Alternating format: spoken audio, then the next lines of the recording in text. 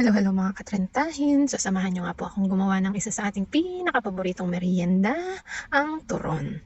So, sa paggawa ng turon, syempre, ang kailangan lang naman natin, pinaka main ingredients ay saging.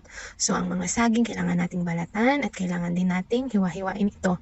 Hiniwa-hiwa ko ito dahil isi-share din natin ito sa ating mga katrentahin na kumare. So, maliliit lang ang version ng aking gagawin. So, kapag nahiwa mo na, kailangan mong i-ready ang asukal. Tubig lang ang ginamit ko para sa pangsil nito at syempre ang lumpia wrapper. So yun nga lang, ihilera mo lang siya, ibabalot, i-rolyo-rolyo, parang roller coaster.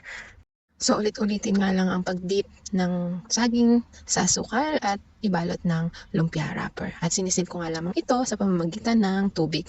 So ayan, ulit-ulit lang hanggang sa maubos ko. So ayan na nga ang finished product natin. So kailangan lang natin ng mantika at kawali para iprito ito. So simple lang naman ang pagprito, normal na pagprito lang, kailangan lang itong maging golden brown at crispy. So ayan, sa nakikita nyo, pag ganito na, okay na siya, pwede nang hanguin.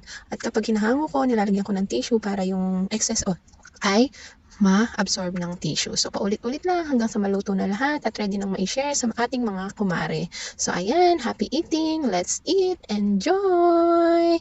Yum, yum, yum!